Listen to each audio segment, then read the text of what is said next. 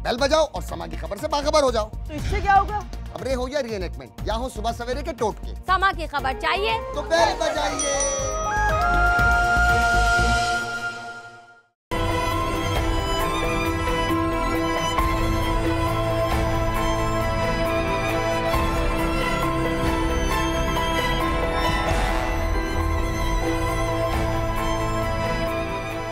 बिस्मिल्लाहिर्रहमानिर्रहीम, अस्सलामु अलैकुम वरहमतुल्लाहि वबरकातुहू। अल्लाहुम्मा सल्लि अला मुहम्मद व आलि मुहम्मद, रब्बि इश्रह ली सदरी व यस्सिर ली अमरी वहलुल उक़दतम मिन लिसानी यफ़क़हू क़ौली, आमीन। ख़वातीन हज़रात, आप देख रहे हैं कुतुब ऑनलाइन और मैं हूँ लाहौर शाहदरा में मलिक पाक से बिलाल कुतुब। हमारे यहाँ लाहौर में बुज़ुर्ग अक्सर कहते हैं, और पहले सुनते थे तो शायद ये बात समझ नहीं आती थी, कहते थे बेटियों से डर नहीं लगता, लेकिन बेटियों के नसीब से डर लगता है। बेटी जब पैदा होती है तो उसकी फ़िक्र शुरू हो जाती है, उसके किरदार की, उसकी तालीम की। दामाद आता है तो दामाद की फ़िक्र शुरू हो जाती है। जब बेटी माँ बनती है तो एक और फ़िक्र लाहक हो जाती है। कितनी अजीम बात है कि जब ये बेटी माँ बनती है तो खुदा ताला की खुशी का ज़रा इजहार देखिए, अल्लाह की खुशी का। खुदा जन्नत से ज़्यादा बड़ा कोई तोहफ़ा रखता ही नहीं है अशरफुल मखलूक के लिए। खुदा कहता है कि मैं ये तोहफ़ा जब ये माँ बनेगी इसके पाँव के नीचे रख दूँगा। फिर मेरे रसूल ने कहा कि जब क़यामत आएगी तो इस निशानियों को याद रखना। 2 निशानियाँ आपको अर्ज़ करता हूँ और गौर कीजिएगा कि क्या मुसलमान ही होंगे जो इन निशानियों को पूरा करेंगे। कहा कि जब माएँ ज़लील होने लग जाएँ तो फिर क़यामत का इंतज़ार करना। और दूसरी बात मेरे मोहम्मद सल्लल्लाहु अलैहि वसल्लम ने क्या कही कि क़यामत की निशानियों में से एक निशानी ये होगी कि जो माशरे के बदतरीन लोग होंगे उनको हुकूमत दे दी जाएगी, वो हाकिम बन जाएंगी। हुकूमत सिर्फ उनकी नहीं है जो इस्लामाबाद में, हुकूमत सिर्फ उनकी नहीं है जो इस वक्त हुकूमत कर रहे हैं, हुकूमत उनकी भी है जिनके पास एक मुलाजिम है, बीवी है, बच्चे हैं। ये तमाम लोगों से पूछा जाएगा कि तुम्हें सल्तनत दी गई, तुमने इसके बारे में क्या किया। ये शहर लाहौर जिसके एक पार्क में यहाँ पे मैं खड़ा हूँ, ये बहुत बड़ा पार्क है, लेकिन कसम मुझे नहीं लगता कि यहाँ पे जॉगिंग करने वाले इतने लोग होंगे जितना बड़ा ये पार्क है। ये क्यों है, कहाँ है? इसकी वजह ये कि एक मज़दूर जो कि अपने कपड़े, लोगों के कपड़े सीकर ज़िंदगी गुजार रहा हो, 3 उसके बेटे हों, एक बीवी बेटी को पैदा करने के लिए हस्पताल में जाए। जब वो हस्पताल में जाएगी ना तो हुजूर वो अपने सतर को नंगा करेगी, वो किसी के सामने जाएगी, और जब वो जाएगी तो वो शख्स जो है वो 2 नंबर होगा, वो जाली होगा, वो डॉक्टर होगा ही नहीं। इस पर तो फतवा हो सकता है कि ज़रूरत के तहत वो जा सकती है इलाज के लिए, लेकिन वो होगा ही नहीं। फिर वो उसके पेट को काटेगा, सी सेक्शन करेगा, फिर उसमें से वो बच्चा, बेटी निकाल के तो बाप के हाथों में दे देगा, लेकिन वो उस पेशेंट का खून निकलना नहीं रोक सकेगा। और वो औरत जो है 3:45 बजे कल डेथ बेड पे ख़त्म हो जाएगी। उसका सबसे बड़ा बेटा जो है वो भी अभी बहुत छोटा है, ये मेरे सीधे हाथ पे है। उसकी सबसे छोटी बेटी तो यहाँ आ ही नहीं सकती। उसके सबसे छोटे बेटे ने, आज लाहौर में सर्दी है, चप्पलें नहीं पहनी हुई। उसका शौहर 4 बच्चों को पालेगा कैसे मुझे नहीं पता, लेकिन इसके ऊपर रवैया हुकूमत का क्या होना चाहिए। चलो एक औरत मर गई, अगर मैं ये भी सस्ती बात करूं कि एक औरत मर गई, क्या हमने इससे कुछ सबक सीखा? मुझे नहीं लगता कि हमने कुछ सीखना है इससे।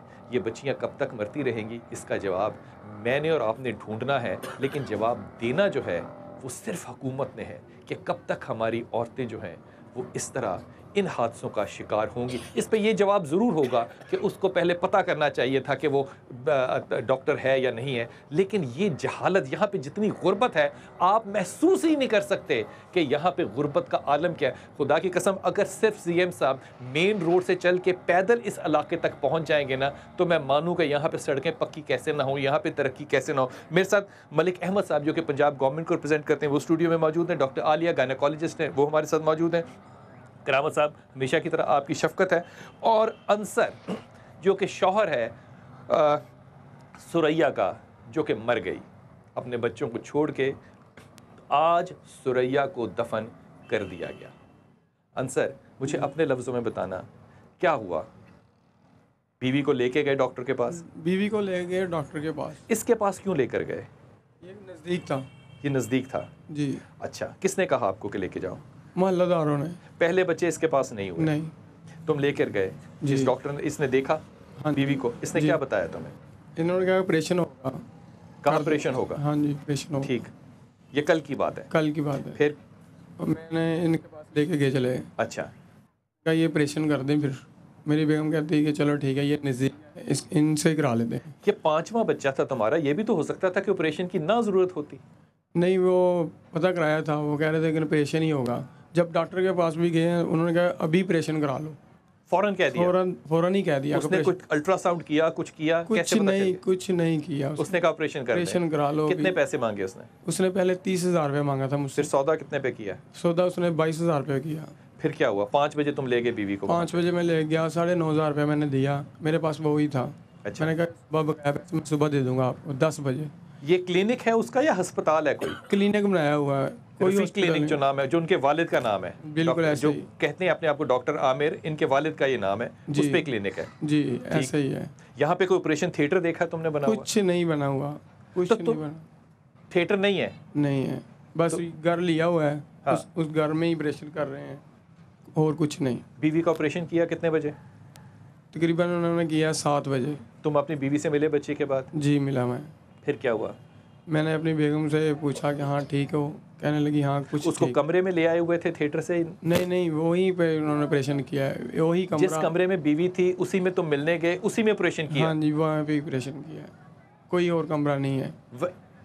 अच्छा, फिर? वहाँ पे मैंने देखा, मेरी बेटी थी, उन्होंने कहा मुबारक हो, मैंने कहा खैर मुबारक।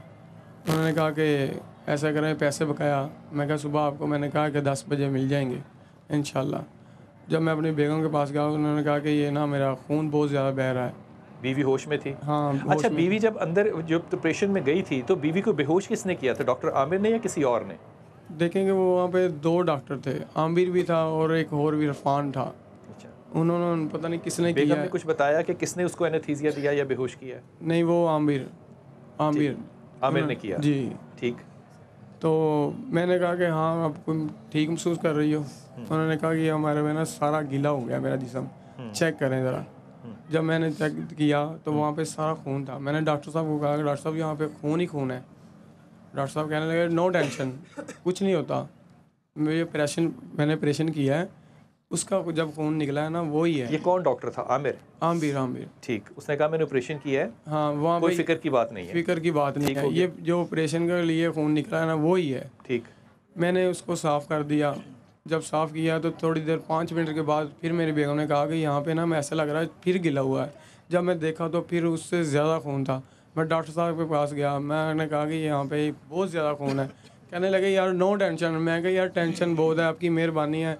मैंने तरले मिन्नतें की उनकी कि तुम्हारी मेहरबानी है, अगर आपसे कुछ ख़राब हो गया ना तो तब भी मुझे बता दे, मैं कहीं और ले जाता। कहते हैं यार नो टेंशन, कुछ नहीं होता। बस यही कहते रहे हैं। मेरी बेगम तड़पती रही है, मैंने उसको कहता रहा हूँ कि यार ये गलत हो गया है। मेरी बेगम भी रोने लगी, मैं भी रोने लग गया। खून साफ़ किया मैंने, वो लेडीज आई है। तुमने क्यों साफ़ किया? अस्पताल में और कोई नहीं था? सुनते ही नहीं है। बस 2 लड़के रखे हुए हैं छोटे छोटे, जो के आते हैं बस टीका लगा जाते थे, ब्लड चेक कर जाते थे। पता नहीं उनको ब्लड भी चेक करना आता था कि नहीं। यहाँ पे ऐसे आते थे, बस ठीक है ब्लड भी ठीक है, लो भी नहीं है, ठीक है, चले जाते थे। मुझे क्या पता ये क्या चेक कर रहे हैं, मैं कौन सा डॉक्टर हूँ। बस उनके सामने खड़ा हूँ, तरले मिन्नतें कर रहा हूँ उनकी। कुछ नहीं सुना जा रहा था, मेरी बात नहीं सुनी जा रही थी। जब 2 बज गए, मेरी बेगम की डेथ हो चुकी थी। इन्होंने कहा कि मैंने बेहोशी का टीका लगाया हुआ है, टेंशन ना लें। फिर भी चलो मैं तुम्हारे साथ चलता हूँ उधर मी हॉस्पिटल में, उधर डॉक्टर है मेरा दोस्त है, वहाँ लेके चलते हैं। हाँ वहाँ लेके चलते हैं। बेगम को किस चीज़ में डाल के अस्पताल लेकर जा रहे? ये चिंचिंगी रश्का है यहाँ पे, चिंची रक्षा मोटरसाइकिल वाला। वहाँ इस पे एक मरी हुई औरत को तुम उठाकर हाँ जी शाहदरे से म्यो अस्पताल लेके जा रहे हो। लेके गए हैं। और डॉक्टर किसके साथ था? वो अपनी बाइक पे, मोटरसाइकिल। वो तुम्हारे साथ नहीं था? नहीं, वो लहदा था। वो भी हॉस्पिटल तुम्हारे तक पहुंचा? नहीं, यहाँ पे रास्ते में थोड़ा सा आगे गया, वहाँ पे हमें छोड़ के। तुमने एक मुर्दा औरत को चिंची में कैसे संभाला सर? बहुत मुश्किल। मेरे साथ एक लेडीज थी, उसने, मैंने एक रश्के वाला जो ड्राइवर था, मैंने उसको कहा कि यार तुम्हारी मेहरबानी मेरा साथ दो। हम तीनों ने बल उठा के उसको रश्के में डाल दिया। जब वहाँ पे ले गए, वो डेथ हो चुकी थी। उन्होंने कहा यार ये तो डेथ हो चुकी है। ये सुबह 3:45 बजे का वक्त था जी। आज उसको दफन किया? जी। मेरी एक ईमानदारी से एक बात बताना, तुम्हारे दिल में इस वक्त क्या निकलती है? बददुआ निकलती है उसके लिए। इस शख्स के लिए अगर बददुआ उस शख्स के लिए निकल रही है तो उस वक्त से भी हमें डरना है कि ये लोग जो ये बददुआ दें उन लोगों को जिन्होंने इस कौम के लोगों से वोट लिया है, सेहत की, तालीम की, माल की, जान की हिफाजत का अहद भी किया है। ये क्यों नहीं मिलता? वक्फे से वापस आते हैं और आपको वो डॉक्टर दिखाता हूँ, वो मनहूस शक्ल दिखाता हूँ जिसने इस औरत की जान ली। लेकिन उसका बयान सुनिएगा ज़रा कि वो अपने बारे में राय क्या रखता है और कितना कॉन्फिडेंट है कि मेरा तो इसमें कसूर है ही नहीं। मुझे लगता है कि इस मुल्क में सच बोलने के लिए भी कोई चिल्ला काटना पड़ेगा। वक्फा लीजिए, वापस आते हैं।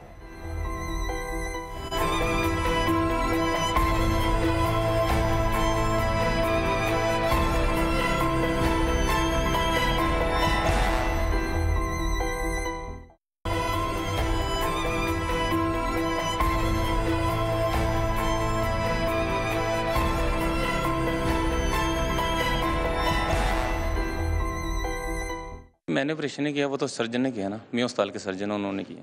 तो आप पे इल्ज़ाम क्यों आ रहा है कि आपने ऑपरेशन किया, आपकी वजह से वो औरत मारी गई? नहीं, वो जगह मेरी है ना। अच्छा, जगह आपकी है लेकिन जी। सर्जन का ही होगा। जी। तो आपको क्यों पकड़ा गया? आपको जगह की वजह से पकड़ा? हाँ जी। सर्जन किधर है? वो मियां अस्पताल में है। जब उस है ऑपरेशन हुआ है, उसके 4 घंटे के बाद उसकी तबीयत ख़राब हुई है तो उसको रेफ़र कर दिया। फिर उधर एनेस्थेटिक भी हैं, डॉक्टर इरफान साहब लेके आते हैं ना टीम को, वही करते हैं कवर। ड्यूरिंग ऑपरेशन वो ठीक थे, 3-4 घंटे, 8 बजे ऑपरेट हुआ है, 12 बजे तक ठीक थे। 12:30 बजे के बाद उनकी तबीयत ख़राब हुई, उनको रेफ़र किया मियां अस्पताल, वहाँ उनकी डेथ हुई। आई थिंक शायद हार्ट अटैक हुआ था उसको, या रफ़ीक मेडिकल स्टोर है अब्बू के नाम पे ना। क्लिनिक भी है वहाँ पे? हाँ, मेडिकल सेंटर है। मेडिकल सेंटर वो भी रफीक? नहीं, वो किसके नाम पे मेडिकल सेंटर? वो उन्होंने डिसाइड किया, मैं मुख्तारा या इस पर रजिस्ट्रेशन कराई हुई है डॉक्टर जहाँ पे ऑपरेशन हुआ था हाँ, उसका क्या नाम है? मेरा ख्याल मुख्तारा के नाम पे उन्होंने किया हुआ है।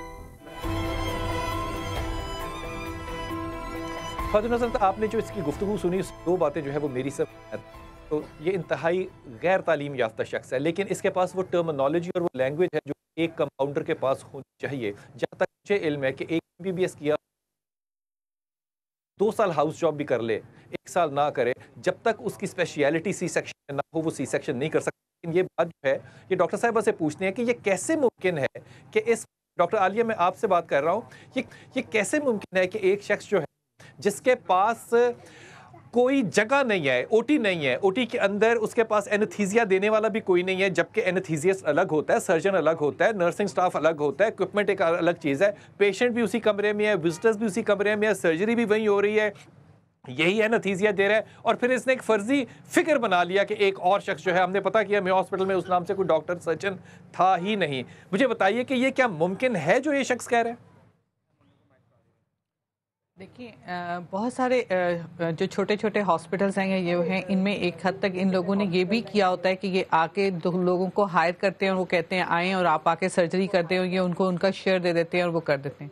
लेकिन ये जो कुछ भी कर रहा है या जो कुछ इसने कहा है, अगर आप लोगों ने तस्दीक कर ली है कि वहाँ पे मेयो हॉस्पिटल का कोई बंदा है ही नहीं जो कि इस नाम का सर्जन हो, तो इसका मतलब है इसने ये खुद ही किया है। अब इससे जो कुछ हुआ है इसके बाद ये अपने आप को डिफेंस करने की कोशिश कर रहा है कि मैं इस चीज़ से बच सकूँ कि ये मैंने किया। अव्वल तो मेरे ख्याल में इस तरह का कोई भी ऑपरेशन जब किसी औरत का किया जाता है, ये एक मेजर सर्जरी है, ये कोई माइनर सर्जरी नहीं है जिसको हम चलते चलते कहीं भी लेटा के किसी भी जगह पे किसी भी औरत की कर दें। इसको प्रॉपरली इक्विप्ड हॉस्पिटल में, जहाँ के आपका प्रॉपर एनेस्थीसिया अवेलेबल हो, जहाँ प्रॉपर ICU अवेलेबल हो, जहाँ प्रॉपर ब्लड बैंक अवेलेबल हो और जहाँ पेशेंट प्रॉपरली इन्वेस्टिगेटेड हो, फिर वहाँ पे करने की ज़रूरत है। इसमें इस शख्स का कसूर तो है ही कि इसने ये क्यों किया, और इसने जब इसके पास ना इसका कोई लाइसेंस था, ना इसके पास कोई तालीम है, ना इसके पास कोई स्किल है, ना इसके पास कोई डिग्री है, तो इसको ऐसा नहीं करना चाहिए। ये तो बहुत बड़ा जुर्म है और क्रिमिनल है। इसके साथ साथ मुझे ये लगता है कि हमारे अवाम की भी तो जिम्मेदारी है कि अगर उस पेशेंट को, उस बंदे को ये पता था कि ये डॉक्टर नहीं है, तो वो फिर इसके पास अपनी बेगम क्यों लेके गया। ऐसा नहीं है कि हमारे पास सरकारी हॉस्पिटल्स में फ्री ट्रीटमेंट नहीं होती, हम लोग भी सरकारी और गवर्नमेंट हॉस्पिटल्स में काम कर रहे हैं। आए दिन हम कितने मरीज देखते हैं, कितने लोगों को ट्रीट करते हैं और हज़ारों लोग वहाँ से ट्रीट होकर निकलते हैं।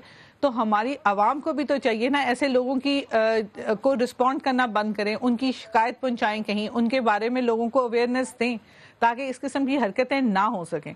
क्योंकि जुर्म तो तभी होता है ना जब हम जुर्म पे आंखें बंद कर लेते हैं। अगर हम जुर्म, ये सिर्फ इस बंदे का कसूर नहीं है, इसके अलावा गवर्नमेंट के इदारों को भी पता होगा। लेकिन यहाँ पे यकीन कीजिए, जब आप यहाँ पर आते हैं तो आपको अंदाजा नहीं होता ये यहाँ पे जो आलम है गुर्बत का, आप सोच नहीं सकती कि इन गलियों में पहुँचना नामुमकिन है। हम आज इस पार्क में जो हुकूमत ने एक मेहरबानी फरमाई है, पार्क बनाया है, अगर इसकी जगह कुछ और बिल्डिंग होती तो शायद वो ज़्यादा बेहतर था, क्योंकि यहाँ पे जॉगिंग करने और मॉर्निंग वॉक करने कोई नहीं आता। यहाँ पे जो आलम गुर्बत है, यकीन कीजिए लोग एक वक्त की रोटी को तरसते हैं। हॉस्पिटल तक जाना एक बहुत बड़ा मसला और अजाब है। इस कम्युनिटी के अंदर जो हस्पताल है वो लेबर के लिए है, सोशल सिक्योरिटी का हॉस्पिटल है। ये यहाँ से जब जाते हैं तो नवाज शरीफ हस्पताल जाते हैं या म्यो हॉस्पिटल जाते हैं, और वहाँ भी जाना, इनके लिए खर्च उठाना नामुमकिनात में से है। ये बच्चा एक 8 साल का जो बड़ा है, उसके से छोटा 5-6 साल का, बिल्कुल छोटा जो है, वो नंगे पाँव इस वक्त ठंड में यहाँ पे बाग में बैठा है, उसके पास जूती नहीं है। वो तकरीबन 2-2.5-3 साल का है। इन बच्चों के पास 3 वक्त खाने के लिए, मैं दूध की बात नहीं कर रहा, वो नहीं है। यहाँ पे ये एक्सपेक्ट करना कि लोगों को ये अवेयरनेस हो, तो यकीन कीजिए बहुत मुश्किल बात है। अहमद साहब, आप इस बात पे क्या टेक लेते हैं कि ये सारा हादसा और वाकया जो हुआ, इसमें हुकूमत पंजाब का क्या रोल था, होना चाहिए था, या सिर्फ ताज़ियत है? नहीं बिलाल साहब, देखें, मैं एक तो ये जो अंसर हैं इनके साथ मुझे दिली हमदर्दी है, और ये सिर्फ ये एक अंसर का मामला नहीं है, ये कई अंसरों का मामला। और I being the spokes person of the government of Punjab, fully हम इस बात पे कॉग्निजेंट हैं। मैं आपको बता रहा हूँ कि बिलाल साहब, बहुत स्टेट ऑफ अफेयर्स जो है उसमें बहुत वॉर फुटिंग पे काम करने की ज़रूरत है। और मैं अगर आपके साथ आज ये शेयर करूँ कि हम क्या कर रहे हैं, तो उस तफसील के साथ शायद आपका इतना इंटरेस्ट ना हो। और जो ये आपके पास बैठे है, की बीवी एक क्वैक डॉक्टर के हाथों, जो बिल्कुल जिसने प्रैक्टिस के इसने उस बेचारी की जान ले ली, चंद टकों की खातिर उसकी जान ले ली, तो आज मैं उसके ज़ख्मों पर नमक छिड़क रहूँगा और मैं तफसीलात अभी बयान करता रहूँ। हालत यह है कि 15,000 से ज़्यादा जो क्वैक्स हैं वो मेडिकल प्रैक्टिस कर रहे हैं, और हम पंजाब गवर्नमेंट पूरी कोशिश कर रही है कि इन लोगों को इनको एलिमिनेट किया जाए। अब होता क्या है कि कुछ 2 ट्रेंड्स हैं, जिन ट्रेंड्स की बुनियाद पर हमें अहमद साहब, वो प्रोसेस क्या होगा जिससे हम इनको एलिमिनेट करेंगे? वो क्या तरीका कार होगा? मैं सर वही मैं आपसे अगर मैं बिलाल साहब आपको ट्रेंड्स ना एक्सप्लेन कर सका तो मैं इनकी एलिमिनेशन के प्रोसेस तक शायद पहुंच नहीं सकूंगा। अब ट्रेंड ये है जो हमने गेज करवाया, और ये बड़ा लम्हा फिक्रिया है और ये बड़ी तकलीफ दे बात है। ये ट्रेंड ये है कि जब हमने इसको गेज करवाया कि एक ऐसी विसिनिटी जिसके 20 किलोमीटर के रेडियस के अंदर किसी किस्म का कोई सरकारी अस्पताल, डिस्पेंसरी, THQ, DHQ या कोई डिस्पेंसरी जो किसी भी ऑर्गेनाइजेशन के तहत चल रही हो और प्रॉपर क्वालिफाइड डॉक्टर्स उसके अंदर मौजूद हों, तो हमने एक स्टडी कंडक्ट करवाई कि देखा ये जाए कि जो लोग उस 20 किलोमीटर की विसिनिटी में हैं, कितनी ट्रैवलिंग लोगों को अफोर्डेबल है और कितने लोग वो कर लेते हैं।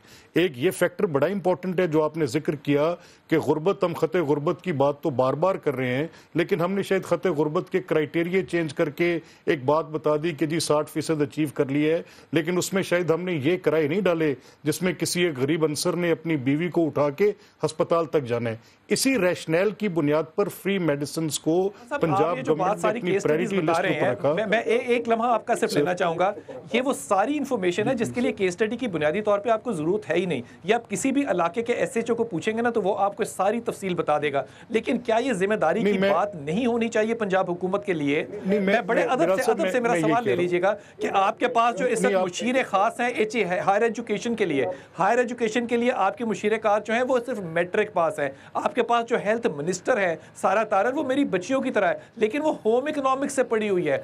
यहाँ पे आपकी संजीदगी को कैसे संजीदा ले लूँ कि आप केस स्टडीज पे आप पैसा तो लगाएंगे, लेकिन जो फैसिलिटीज लोगों तक पहुंचनी है वो तो नहीं पहुंची। अच्छा बिलाल साहब, देखिए, मैं जो बात कह रहा था वो मैं आपके सवाल को पर्टिनेंटली जवाब जरूर दूंगा, बिकॉज ये भी आपने एक इंपॉर्टेंट नुक्ता उठाया और उस पर मेरी एक वजाहत है। लेकिन मैं जो ये कह रहा था कि जो हॉस्पिटल्स में जाने का ट्रेंड है उसको गेज करना बड़ा ज़रूरी है। हमने पंजाब में 15,000 क्वैक्स को उनको हमने पॉइंट आउट किया कि यहाँ पर मौजूद हैं। लास्ट ईयर जून में हमने उनके खिलाफ कैंपेन चलाई।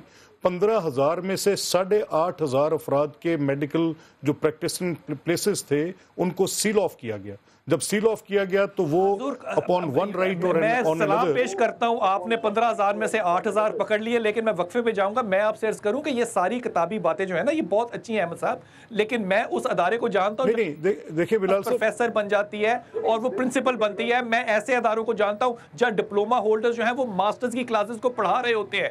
ये मुल्क में सब चीजें डूएबल हैं, ये हो जाने वाली हैं, लेकिन नहीं हो रही। इसमें केस स्टडीज, यकीन कीजिए कि अगर आप मुझे कहेंगे तो मैं आपको वो फिजिबिलिटीज बना दूंगा और रिसर्च स्टडीज बना दूंगा जो कोई भी एनजीओ बनाती है। हुकूमत एनजीओ नहीं होती, हुकूमत को लोगों के घर तक फैसिलिटीज पहुंचानी है। हुजूर, मैं ईमानदारी से आपसे एक सवाल पूछ के वक्फे पे जाऊंगा। अजान वापस आते हैं, अजान से वापस आते हैं और बात करते हैं।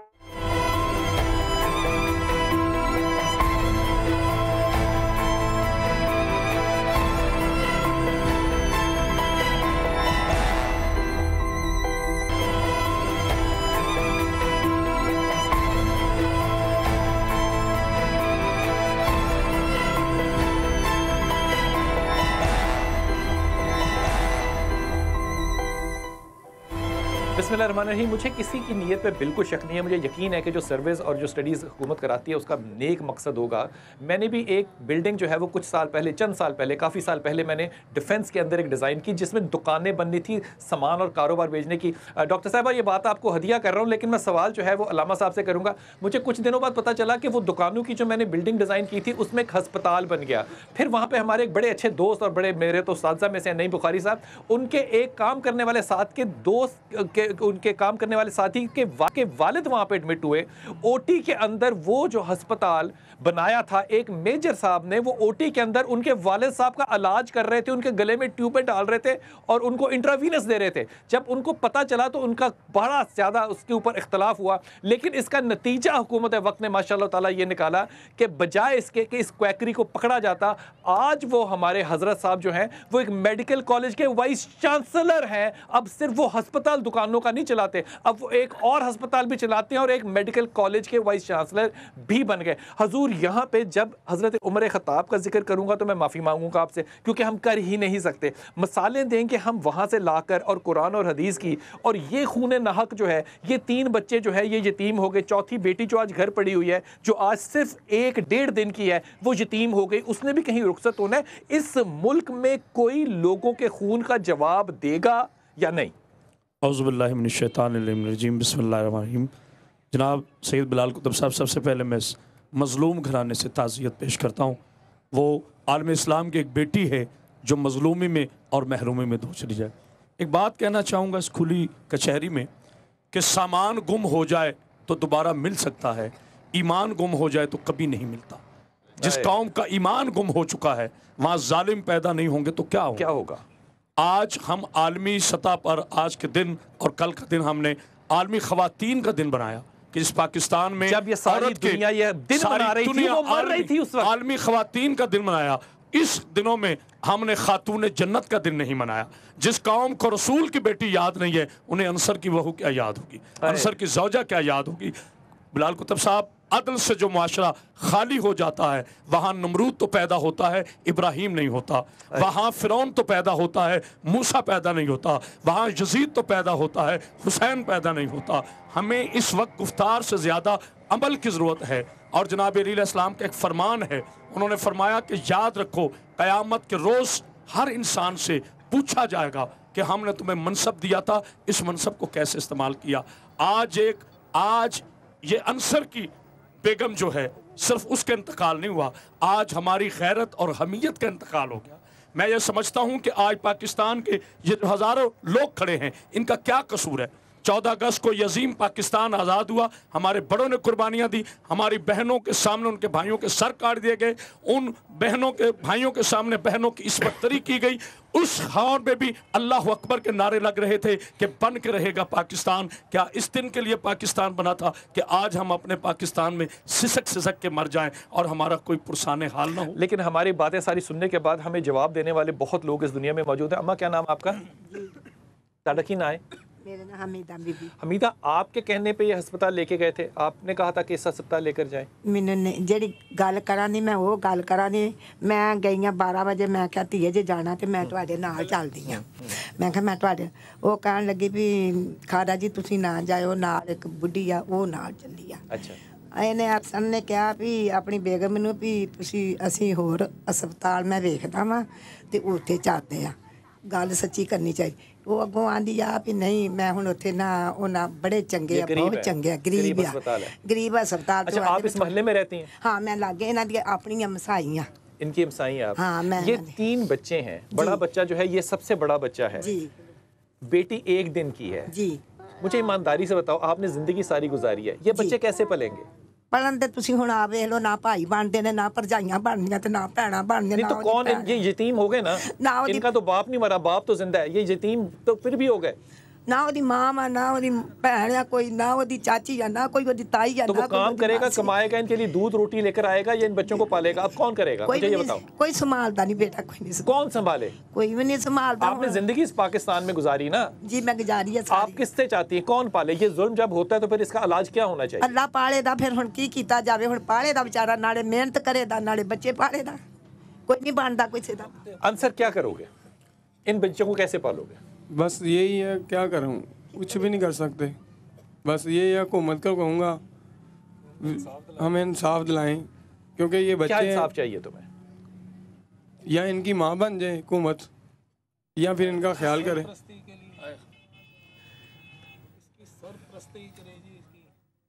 बस यही कर सकते हैं हम। तुम्हें उम्मीद है कि वो आदमी जो है वो आइंदा ये काम नहीं करेगा?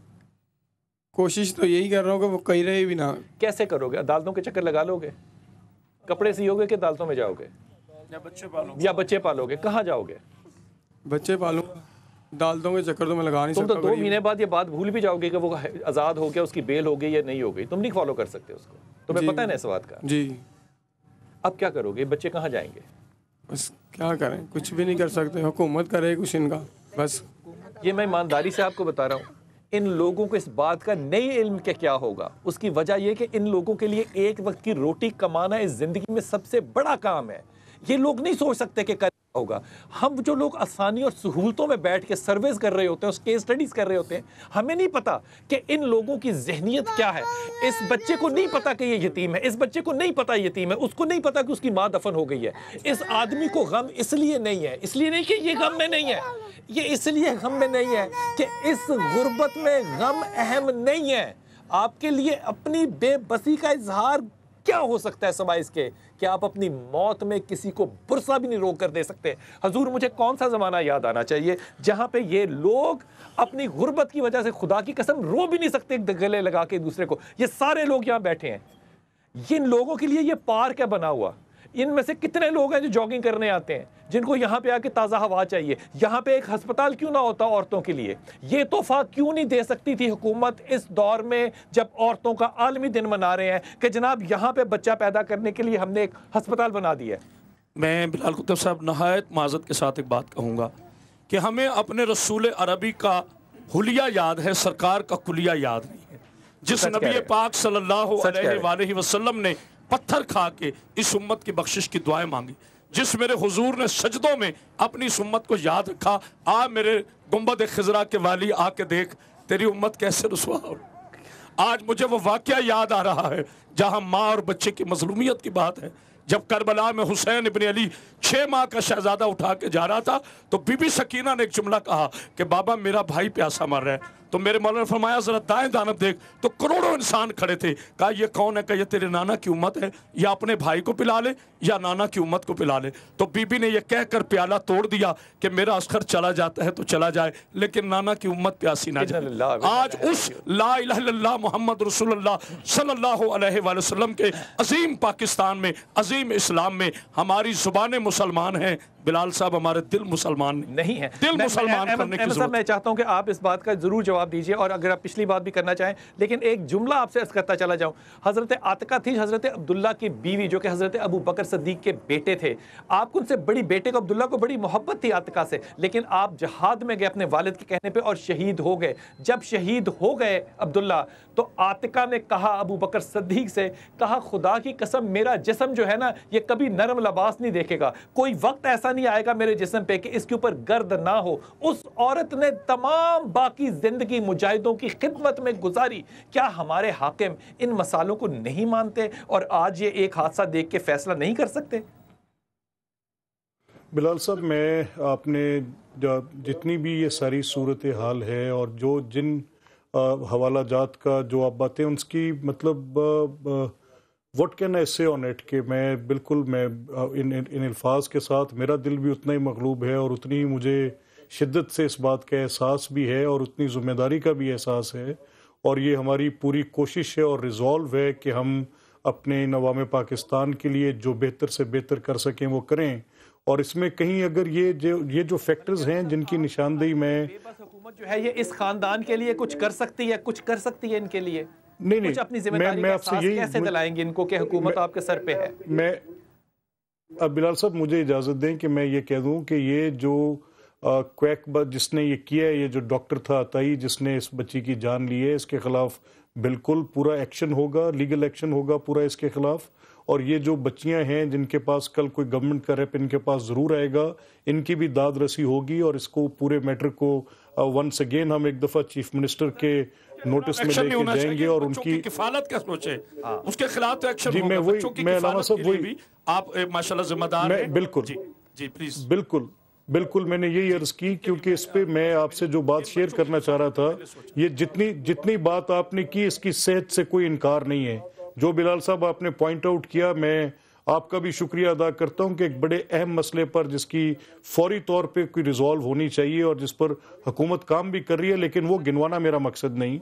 मैं शायद ये भी कहूं कि जो हमारे बेसिक हेल्थ यूनिट्स हैं, से चाहता हूं यहाँ पे मेरे दाएं बाएं सामने पीछे जो है ना ये हजारों लोग खड़े हैं। मुझे नहीं पता कि इनमें से कोई ऐसा शख्स भी होगा जिसको कि आज ठंड नहीं लग रही, लेकिन ये गरीब लोग हैं, ये मस्कीन लोग हैं। इनको आज अदालत का फैसला नहीं चाहिए, इनको आज चाहिए कोई मदद, कोई इनके सर पे हाथ रखा, कोई इनको आस हो कि आइंदा बच्चे जो हैं वो तालीम हासिल कर सकते हैं, जिंदा रह सकते हैं, रोटी खा सकते हैं। बिलाल साहब अब मुझे थोड़ी सी इजाजत दे दें प्लीज, क्योंकि आपने जितनी बात की है मुझे क्योंकि मैं कहने की पोजीशन में और मैं कहना चाह रहा हूं, और जो आपने जिन मसाइल की निशानदेही आपने की है इनके हल का जवाब आपको मैं देने की कोशिश करूंगा कि आपके सामने वो नक्शा खींचें कि जिसके साथ इन लोगों की दादरसी हो। देखिए, हमने हुकूमत पंजाब ने बिल्कुल मुकम्मल तौर पे ये फैसला किया हुआ है कि तालीम पे कोई मैट्रिक तक कोई खर्च नहीं है, फ्री एजुकेशन है स्कूल्स के अंदर। इसी तरह से सेहत में भी RHCs और BHUs में मेरी सबसे ये दरख्वास्त होगी कि मैं ये बात आपको ऑन रिकॉर्ड कह सकता हूं कि जिस लोकेलिटी में आप खड़े हैं, आप शादरा कोट अब्दुल मालिक के नजदीक हैं, इनकी 20 किलोमीटर की रेडियस के अंदर RHC या BHU मस्ट मौजूद है। और जब भी कोई डिलीवरी केस हो, थोड़ी सी तकलीफ जो बड़ी तकलीफ से बचा सकती है, क्वालिफाइड पर्सन के पास जाएं। गुर्बत का भी अंदाजा है, इस बात का एहसास है कि पैसे की तकलीफ होगी, इस बात का एहसास है कि शायद किराया भी पास ना हो, लेकिन जब ऐसे हालात पैदा होंगे और ये क्वैकरी के नतीजे में अमवात वाक़या होंगी, तो वो छोटी तकलीफ उठाना, थोड़ा सा सफर कर लेना ज्यादा मुनासिब होगा। ये एक एडवाइजरी कॉशनरी नोट है जो मैं आपके प्रोग्राम की वसातत से दे रहा हूं कि इस वक्त पंजाब के तूलो अर्ज के अंदर 24/7 ये फैसिलिटी प्रोवाइड कर दी गई है कि किसी जगह पर भी जहां जच्चा और बच्चा का मामला है, आपको 20 किलोमीटर के रेडियस के अंदर हर जगह पर BHU RHC अवेलेबल है। आप प्लीज काइंडली वहां जाएं और कोशिश करें कि क्वैक लोगों के पास जाने से, अताइयों के पास जाने से, अपनी जिंदगियों को खतरे में डालने से बचें। अब जिस शख्स ने ये काम किया है इसके खिलाफ मैं आपको अश्योर करता हूं कि फर्म एक्शन होगा जनाब, और इनकी बच्चों की कफालत का भी बंदोबस्त करेंगे इंशाल्लाह। हजूर, आपका देखिए, ये जुडिशरी का काम है कि वो उसके खिलाफ एक्शन होगा। जिस मुल्क में एक बच्ची पे जुल्म करने के लिए एक औरत के ऊपर मुकदमा ना चलाया जा सके, उस मुल्क में इंसाफ कैसा मिलेगा, हम सबको यहाँ पे बड़ी अच्छी तरह अंदाज़ा है। और यकीन कीजिए, मैंने इससे पहले इन लोगों से बात की, किसी शख्स को उम्मीद नहीं है कि हुकूमत कुछ भी करेगी। यकीन कीजिए कि यहाँ पर जुल्म की इंतहा इस कदर हो चुकी, अब लोग दफन करने के बाद अपनी ज़िंदगी में गम मनाते ही नहीं, अब नॉर्मल हो जाते। ये सब लोग ठीक खड़े हैं, इनको कोई मसला नहीं है। आज जहाँ पे जनाजा उठा है, लेकिन जिन तारीख गलियों से जनाजा उठा है उसमें से जनाजा भी सीधा नहीं आ सकता, और हम अपनी वो दलाइल दे रहे हैं कि जनाब हमने ये किया और हमने ये किया। हजूर मुझे मशवरा दीजिए कि ये कानून ये खून नाहक जो है, ये अपनी ईमानदारी से मुझे फतवा दीजिए, ये रोज़े क़यामत जो है, ये हुकूमत के गले पे गिरेबान पे अल्लाह का हाथ होगा या नहीं? कहते हैं ना, जुबान खंजर जो चुप रहेगी लहू पुकारेगा आस्तीन का। याद रखिए बिलाल कुतुब साहब, जुल्म जितना भी बढ़ जाए आखिर उसे सुकड़ना है, और अदल को जितना वो हमारी जिंदगियों में सुकड़ना है या हमने मर के सुकड़ना है? हमारी जिम्मेदारियां हैं, ये हमारी जिम्मेदारियां हैं। उन लोगों की, ये लाखों अवाम खड़ी है, इनके बेचारों की बेकसी की जिम्मेदारी नहीं है। जो रूलर हैं, जिनके पास राइट्स हैं, जिनके पास ताकत है, उनकी ये जिम्मेदारी में शामिल है कि वो गरीब और अमीर को एक निगाह से। आप में से किसी को उम्मीद है कि हुकूमत वो सारे काम करेगी जो वो वादे कर रही है? किसी को उम्मीद है? ख्वाजा इमरान नज़ीर अभी तक यहाँ तक नहीं पहुँचा। आपको उम्मीद है कि कुछ होगा? नहीं, कुछ नहीं होगा। मैं जी, मेरी बात सुने, जिधर ख्वाजा साहब का दफ्तर है ना, उसके बिल्कुल साथ भी एक ऐसा ही ताई बैठा है, ठीक है? जिधर ख्वाजा साहब का दफ्तर है उसकी पिछली, एक मिनट यार मेरे भाई, उसकी पिछली साइड पे ये इनकी दुकान थी, ये जिन्होंने ये काम किया है, ठीक है? मेन ऑफिस है बेगम कोर्ट में ख्वाजा इमरान नज़ीर। मैं और लोगों से, आपको उम्मीद है किसी को कि ये काम होगा यहाँ पे? कोई उम्मीद नहीं, कोई उम्मीद नहीं है। कोई उम्मीद है? वोट किसको दिया आपने?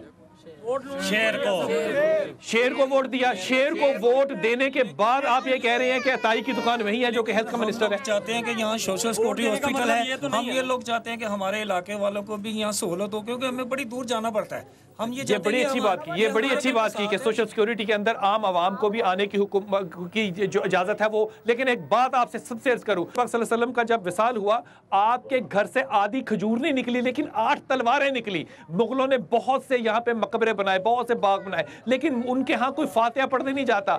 लेकिन हिंदुओं ने जहाँ पे जो अस्पताल बनाए, जो लाइब्रेरियां बनाई, उनसे फायदा ये मुसलमान आज भी उठा रहे हैं। खुदा के वास्ते सोचिए कि आपकी कब्रों पे कोई फातिहा पढ़ने आएगा या नहीं।